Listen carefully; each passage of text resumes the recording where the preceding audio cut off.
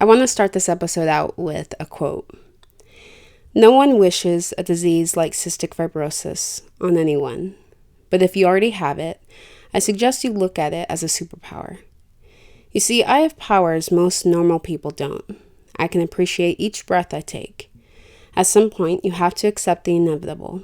Not the fact that you have a life-shortening disease that requires daily meds and treatments, but rather that you are unconquerable superhero. Andy Lipman.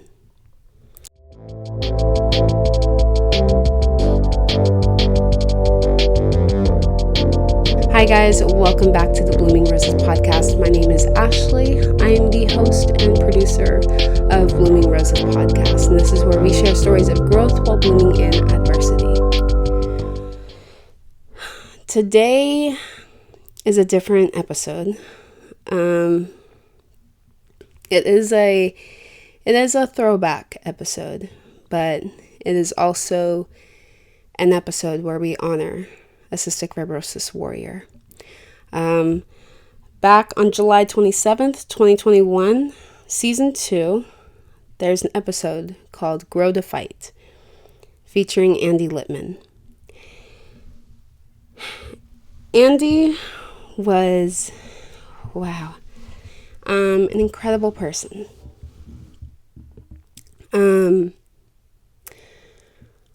I've been trying to figure out what to say or how to say it, and there's still not many words that come. But as you know, if you've been following my channel, following my podcast episodes, following my journey for a while, you would know that I live with cystic fibrosis. And like I said in the previous episode, a lot of my community is online, or there's very few people that I know in person.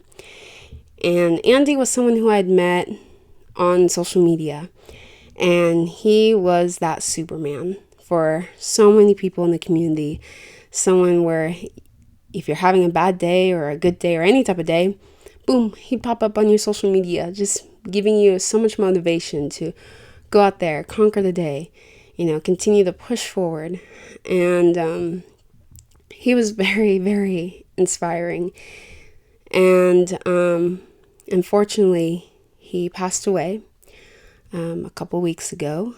And it came as a great shock to the community. And he won his battle with cystic fibrosis. He can now fully breathe easy, which is, it's beautiful. He doesn't have to deal with all the medications or anything like that anymore. And even though I don't have the right words, because he was very inspiring and he was someone who I really looked up to, I thought it would not be appropriate to not do an episode where I honor him and talk a little bit about him, but also let him do most of the talking in this episode by doing a little throwback episode in honor of him. So Andy wrote his first book called Alive at 25, Live with CF and Thrive with It Too. Because he said on his 25th birthday, it was about his turning point to begin being public about cystic fibrosis. Because for those who don't know, cystic fibrosis, it is a genetic disease, but there is currently no cure. And even though there have been many advancements over the years, there is a life expectancy that is constantly updated over the years because of technology. But back when I was 12, the life expectancy at that time, I think, was like 30 something. I've never really paid attention to it because I'm like, when I go home, it's going to be God who calls me home, not cystic fibrosis. I'm not going to let any doctor tell me how long I have to live. It's on God's terms, not mine. But he began to be public about it because he had turned 25, and at that time, the life expectancy, I think, was also about 30 at that time, I believe. He says it in the episode.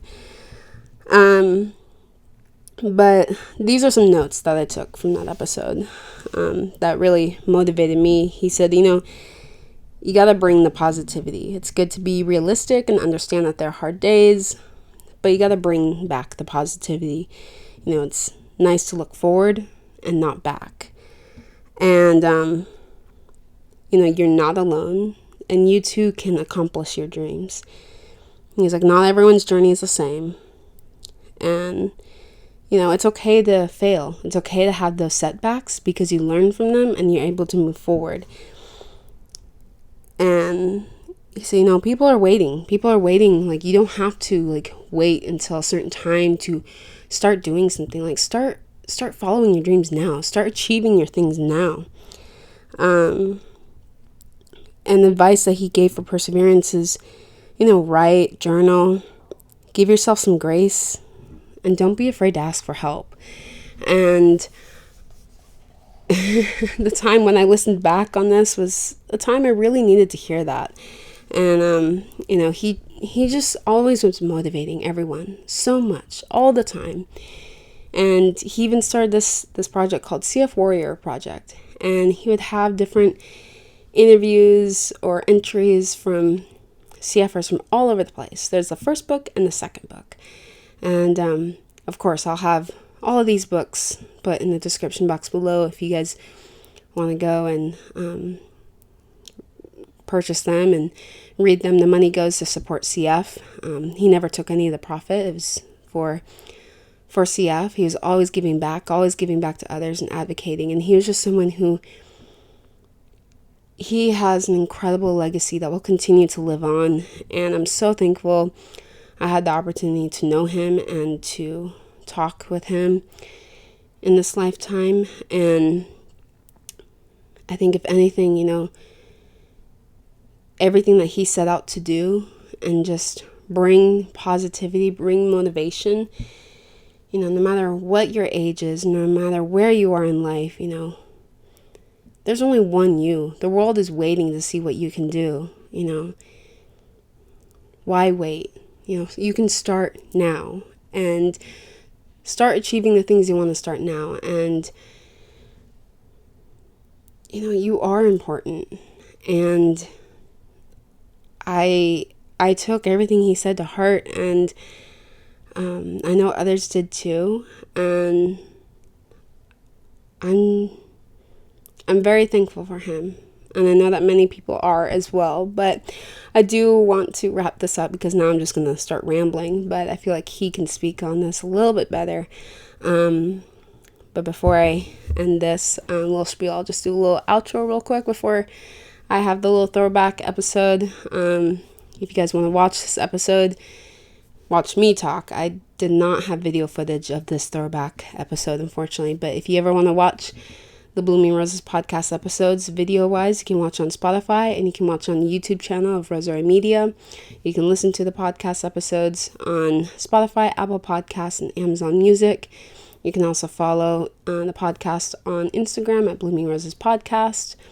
And you can follow me on my personal channel, Ashley's Roses on YouTube, also my personal Instagram at ashleys.roses, my company on YouTube channel, Roseraie Media, and Instagram, Roseraie Media. All the links to that are in the description box below.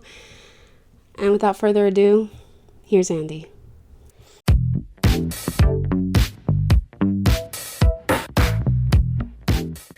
Hi, Andy. Thank you so much for being on the Blooming Roses. Do you mind giving a brief description of who you are and what your background is?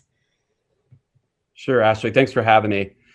So I'm Andy Lipman. I'm 47 years old and I have cystic fibrosis. I grew up in Atlanta, Georgia. I'm a native of Atlanta, and I am a writer slash parent slash husband slash fundraiser, all for the cystic fibrosis community. And I'm just really big into talking about mental health as far as CF goes, as well as physical health, as well as exercising, and also just really good adherence to CF treatments, drugs, all that sort of thing. Mm-hmm. It's seen on your social media that you're very very public about your CF journey, and advocating a lot for it. Was there a time when you weren't as public, and what was the changing point, or the turning point that made you want to become more public and spreading awareness about CF?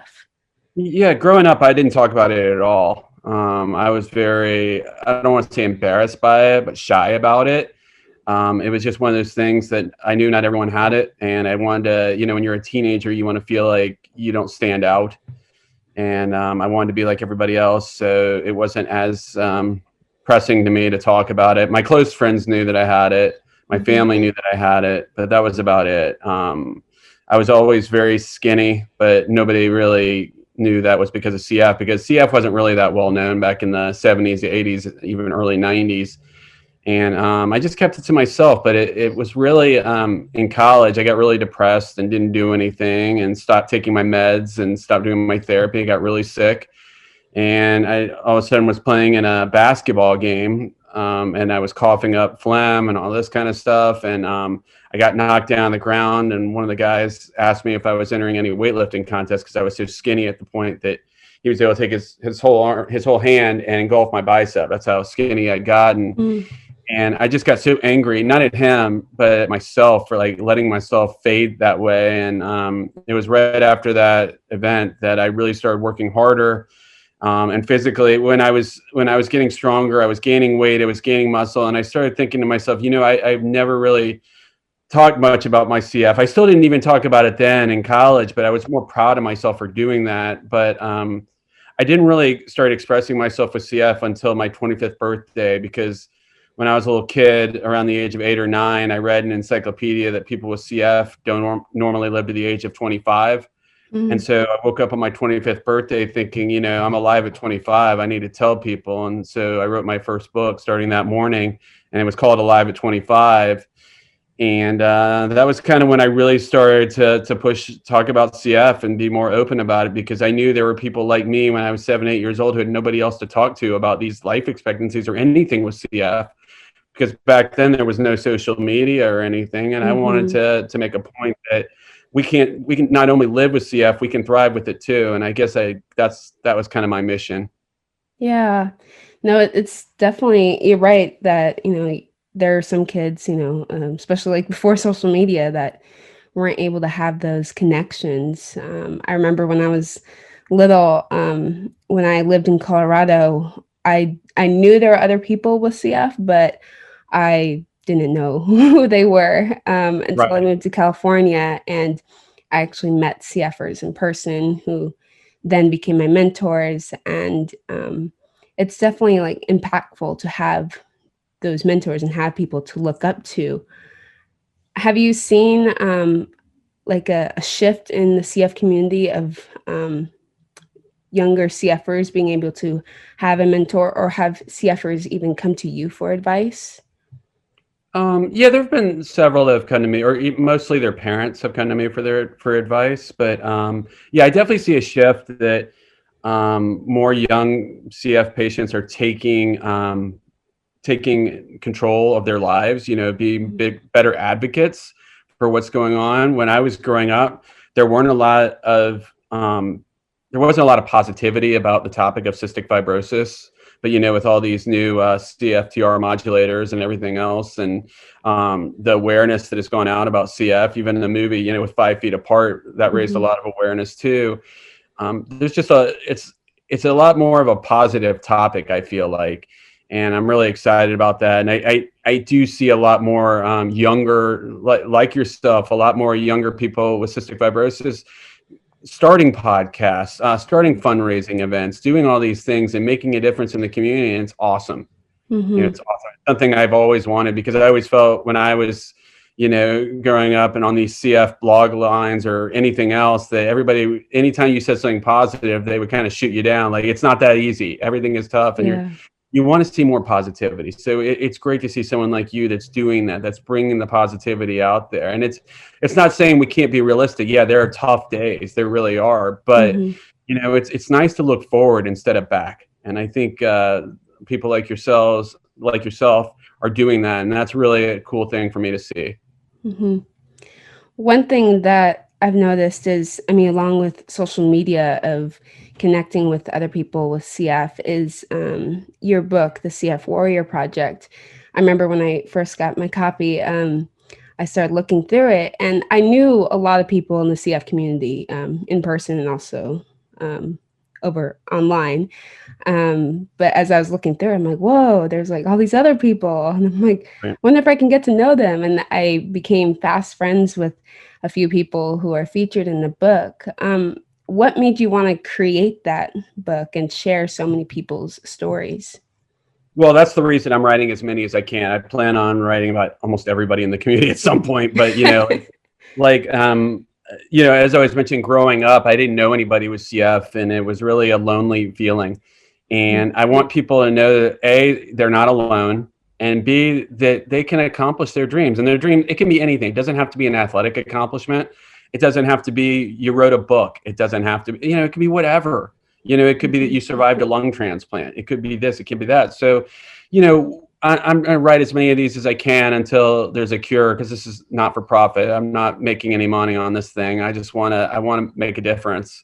And Yeah. I want people to be happy, and I want them to have hopes and dreams. And that's why I'm doing it. And so the first one I did that, I did it just about CF patients and CF survivors, CF warriors, we'll say, around the world. And this next one, I'm doing a lot of CF warriors around the world, but this time I'm also including people who are related to those CF warriors as well, and people, maybe celebrities who do a lot for the CF community, maybe physicians, that are doing a lot for the CF community. Just anyone, I think, that has, when you have CF, it's not just you that's dealing with the disease. It's your caregivers, it's your family. It's a lot of different people. So I'm really trying to expose that it's not just a one person disease. It's a whole family dealing with it. So that's why I'm doing it this way. But yeah, there are going to be several more to come. So I'm still, it's funny. I have a lot of people that have gone on the website and entered it. And I told them eventually I'll get to everybody. I really want to get as many people in this as I can, from different walks of life to different what you might call it, I guess you would say, different scenarios in their lives, whether they have it, whether they fight for people with it, whether they have it themselves, whatever. I mean, I just want to make sure that we cover a lot of different perspectives of what CF is.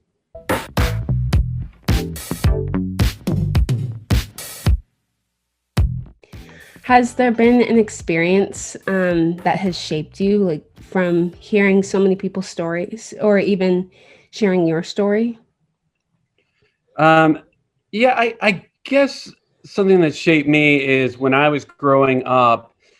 Like I said, I didn't know anybody with it, but my mom, we were at a CF appointment, and I saw a poster on the wall. It was this big weightlifter, and I was looking at him, and my mom noticed me looking at him, and I'd had a really bad appointment that day, and she said, he has cystic fibrosis. And I was like, you're kidding. I was so excited. And later I would figure out that guy didn't have CF. He was like a real big weightlifter back in the 80s.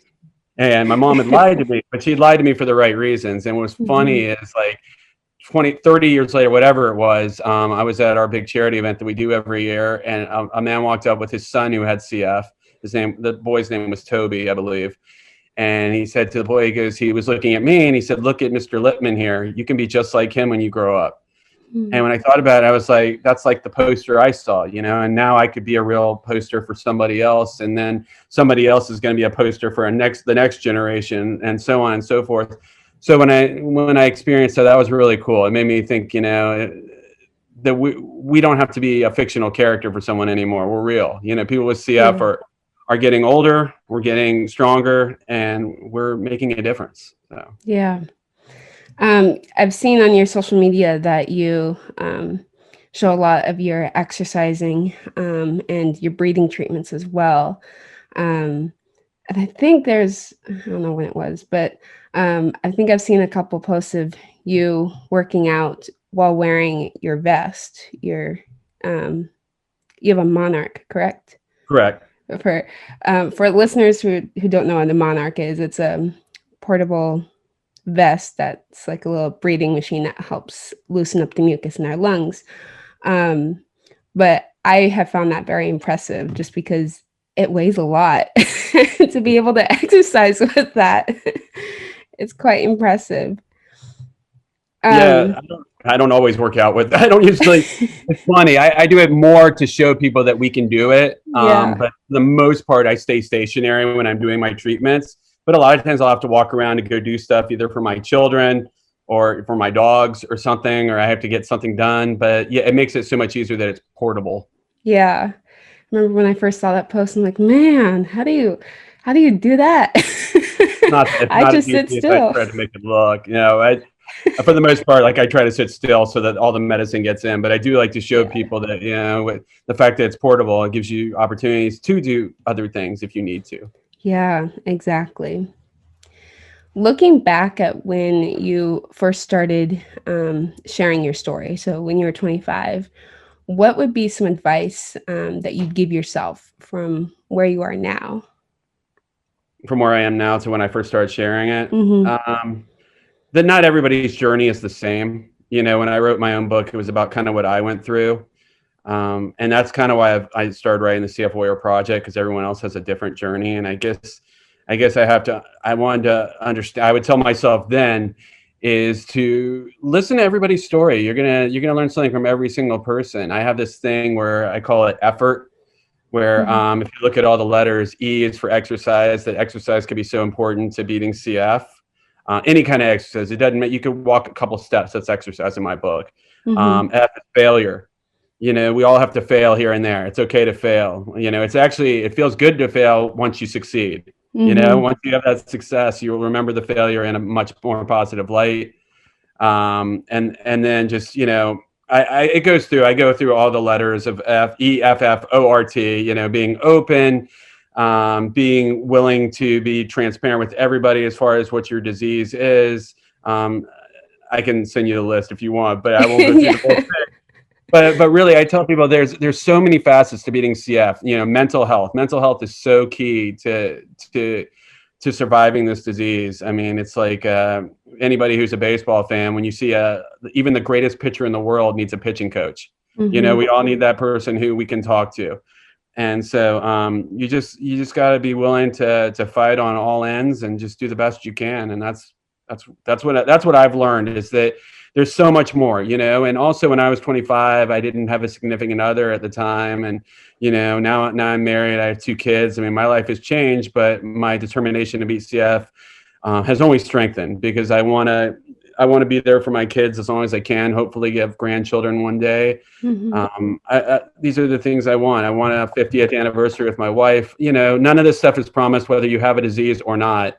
And I'm just trying to enjoy every day and to make a difference. And that's what I've learned from the first book, is that everybody's got a different journey. Everyone's got different priorities, but definitely one of those priorities has to be your physical health and your mental health. Yeah, definitely.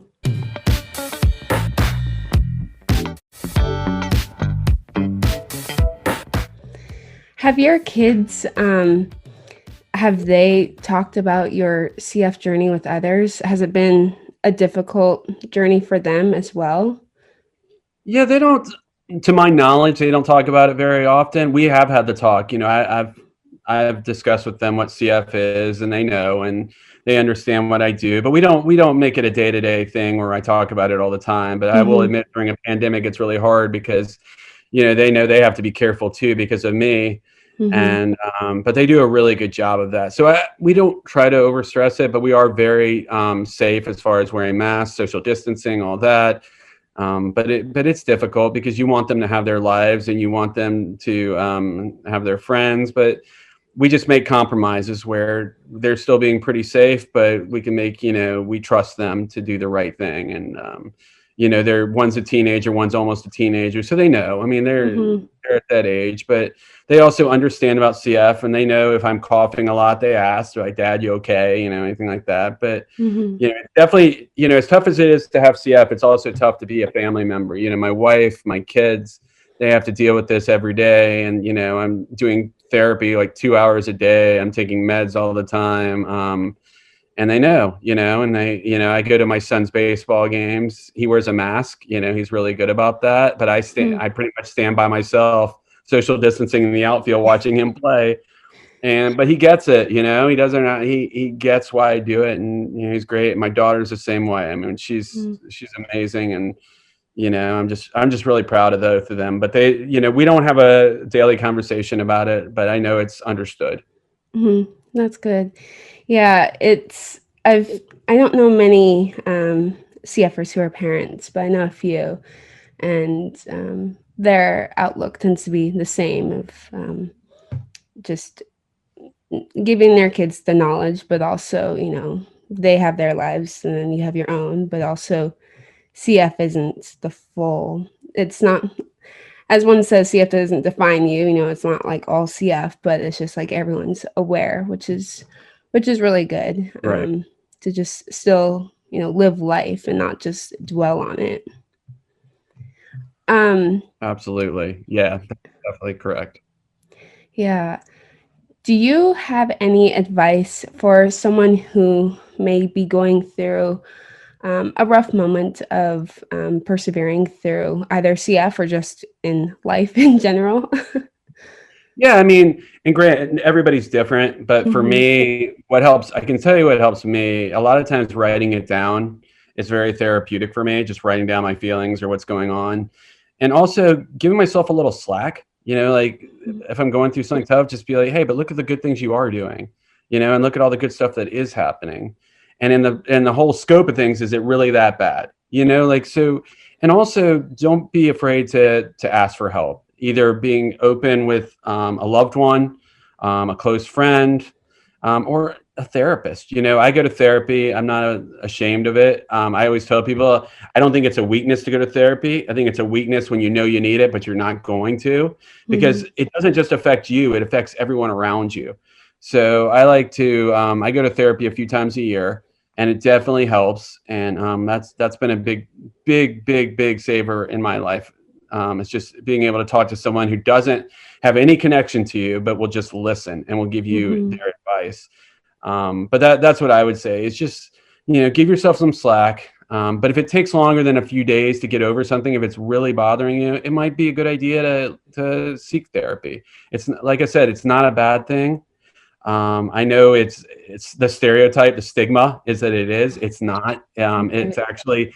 I know people who say they've really never had a major issue in their life, but they still go to therapy because they're like, it helps. It makes me feel good, Hmm. and what's wrong with that? And I said, there's nothing wrong with it. And it's. I will say for myself, it has really paid off with me mentally. And if you have a disease like CF, the mental side is so important that it really does, even it can help your CF, believe it or not, just being able to talk through things. And I don't know about you, but I deal a lot with anxiety, and anxiety at times makes it so hard to breathe. And when I have a lung disease Hmm. and I'm dealing with anxiety, the combination is awful. Yeah. So, if I can get rid of some of that anxiety, that's great. That can only help.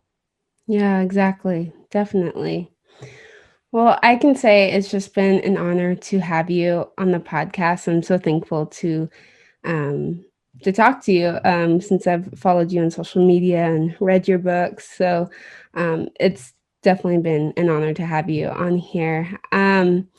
Do you have any links or socials that you'd like to share with others? I'm going to put them in the show notes so that people can go and check Sure. them out. Sure. I mean, I can shoot them to you if you want me to, but Okay. yeah, it's basically the website is the cfwarriorproject.org. And we talk about some of the CF warriors that are already in the book, the last book, not Okay. yet for the next one.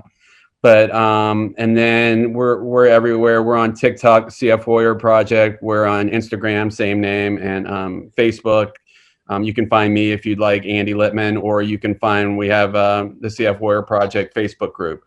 So we're pretty much everywhere, and our goal was, at first it was just about being a book, and now it's about a movement to show that people with CF can not only live with this disease, but we can make a difference in the world. Mm-hmm. Yes, we're different, but most importantly, we can make a difference, and that's my goal, is to show all these people that are making a difference in the CF community. And I'm very thankful for someone like you that continues to do that, Ashley. So thank you, and keep up the great work. And this blog is awesome. And I've actually followed a few. I've gone on YouTube as well, and I've seen a Oh, lot of your thank work. you. You're doing a tremendous job and a tremendous service for all of us. So thank you. Thank you so much.